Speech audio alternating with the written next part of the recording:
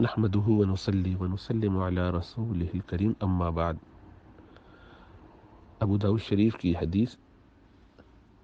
المجالس بالامانہ، کہ مجلسیں امانت ہوتی ہیں۔ اس کا مطلب یہ ہے کہ جو امور مجالس میں، مختلف گیدرنگز میں، مختلف گروپس میں لوگ بیٹھے ہوتے ہیں، بات چیت کرتے ہیں، تو ان باتوں میں بہت ساری ایسی چیزیں ہوتی ہیں کہ جو راز کی ہوتی ہیں، جنہیں سیکریٹ رکھنا چاہیے۔ وہ کہیں اور کہنا بغیر اجازت کے، اس گروپ میں جتنے شرکا ہیں ان کی، اس مجلس میں جتنے لوگ بیٹھے ہیں ان کی اجازت کے بغیر ان کو آگے کہیں بھیجنا، بتانا، کہنا، یہ راز افشا کرنا، یہ ناجائز اور غلط ہے۔ اب یہ بات کہ مجلس میں جو ایسی باتیں ہوں گی، اس کا اندازہ ہو جاتا ہے کہ بھئی یہ بات کی گئی تھی اور یہ اہم ہے، اس کے لیے ہم نے گیدرنگ رکھی تھی، گفتگو کی تھی، یہ اس سے باہر نہیں ہونی چاہیے۔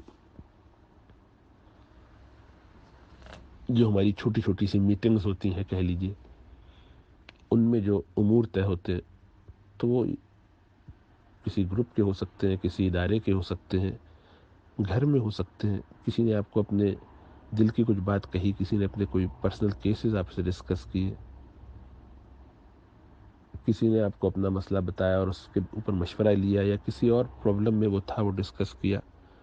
تو یہ ساری چیزیں آپ کے لیے امانت ہوتی ہیں۔ اس شخص کی اجازت کے بغیر اس کو آگے بڑھانا، کسی کو کہنا، بتانا ناجائز ہے۔ اس کی ایک شکل جو موجودہ زمانے میں پیدا ہوئی ہے، اور اس میں بہت بڑی تعداد میں لوگ مبتلا ہو جاتے ہیں، وہ یہ ہے کہ کہیں مجلس میں بیٹھے ہیں اور آپ کو بلایا گیا ہے خاص کسی ڈسکشن کے لیے، کسی موضوع کے لیے، کسی نجی مجلس کے لیے، آپ نے ٹائم لیا ہے کسی بڑے ذمہ دار سے، کسی دیندار سے، خاندان کے کسی بڑے سے، گھروں کے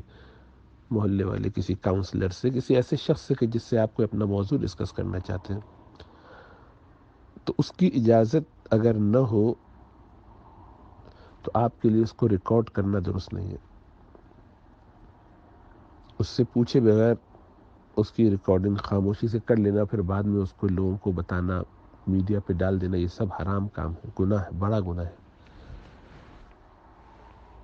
اس سے منع فرمایا اللہ کے رسول صلی اللہ علیہ وسلم نے کہ مجالس امانت ہوتی ہیں۔ اب یہ ہو سکتا ہے کہ اس میں اس شخص کی طرف سے اجازت ہو، یا اس نے دے دی ہو، یا کوئی ایسی مجلس ہے کہ جو ہر ایک کے لیے کھلی ہے۔ مثلا جمعے کا بیان ہے، مسجد میں ہو رہا ہے، مثلا کہیں درس قرآن ہے، کہیں تعلیم ہو رہی ہے، کوئی جلسہ ہو رہا ہے، تو اب ظاہری بات ہے کہ اس مجلس میں ہر ایک کے لیے آنا، کسی کا بھی ادھر شریک ہو جانا، یہ طے ہے، اجازت ہے۔ تو اس میں اگر کوئی کچھ ریکارڈ کرتا ہے، اس میں کوئی قباحت نہیں ہے، اس میں کوئی بات وہ آگے کہہ دیتا ہے، اس میں کوئی قباحت نہیں ہے۔ یہ ان مجالس کی بات ہے کہ جو خاص طور سے اہتمام کے ساتھ رکھی جاتی ہیں، مشورے کے لیے، ڈسکشن کے لیے، کسی میٹنگ کا نام سے، کسی جگہ کوئی مختلف شورا ہے، مشاورت ہے، جس بھی عنوان سے ہو، خاندان کے لوگ 4-5 بیٹھے ہیں، کوئی بات کرنا چاہتے، کسی بچے کے مسئلے کو ڈسکس کرنا چاہتے، خاندان میں کوئی پرابلم آ گیا اس کو ڈسکس کرنا چاہتے، مسجد کمیٹی کے لوگ ہیں بیٹھے ہیں اور وہ آپس میں کوئی موضوع ڈسکس کرتے، کسی اور آرگنائزیشن کے ذمہ دار ہیں وہ آپس میں بیٹھے ہیں، کسی خاص ذمہ داران سے، اراکین سے، شورا کے ممبران بیٹھے ہیں۔ تو ایسے جتنے بھی امور ہیں ان کو بغیر اجازت کے آگے بیان کرنا، ریکارڈ کرنا، تذکرہ کرنا، یہ سب غلط اور ناجائز ہے، ایک شرط کے سوا، کہ اگر کوئی ایسی چیز ہوئی ہے جو اوورال کسی اسلامی تعلیم کو نشانہ بنانے کے لیے ہے، سازش ہے، کوئی ایسی چیز ہے کہ جس سے ملک کی سالمیت خطرے میں ہو سکتی ہے، تو اس صورت میں صرف انہی ذمہ داران کو جو کہ اس سے متعلق ہو سکتے ہیں، جس معاملے کو سنبھال سکتے ہیں، ان سے یہ بات کہہ دی جائے، ان کو بتا دی جائے، تو ایسا کرنا درست ہوگا، کیونکہ اب یہاں اس مجلس کی امانت ہونے کی جو اہمیت تھی، جو مقام تھا، اس سے بڑا ایک اور مسئلہ پیش ہو گیا، اور وہ یہ کہ اس کے نتیجے میں کسی دوسرے پورے ادارے کو، کسی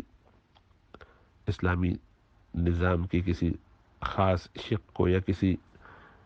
مثلا کہیں یہ پلان ہو رہا ہے کہ فلاں جگہ اس مسجد کو بم سے اڑایا جائے گا، یا فلاں جگہ جو ہے مسلمانوں کی کوئی ایسی عبادت ہو رہی ہے، اس میں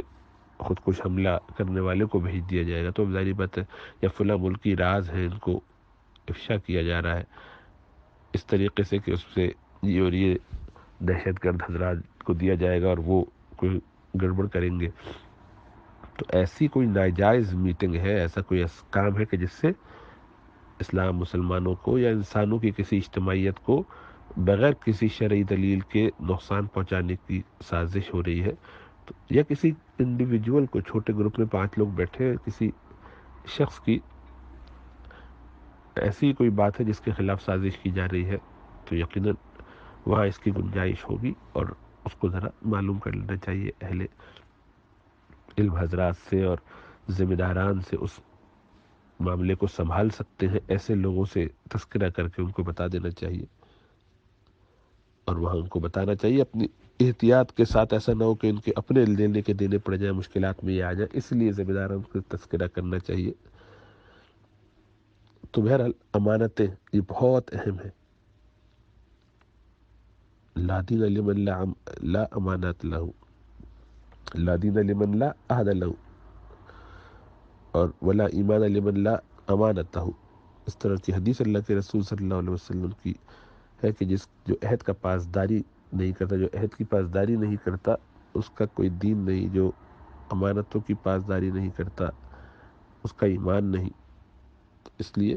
اس پہ بہت اہتمام کرنا چاہیے،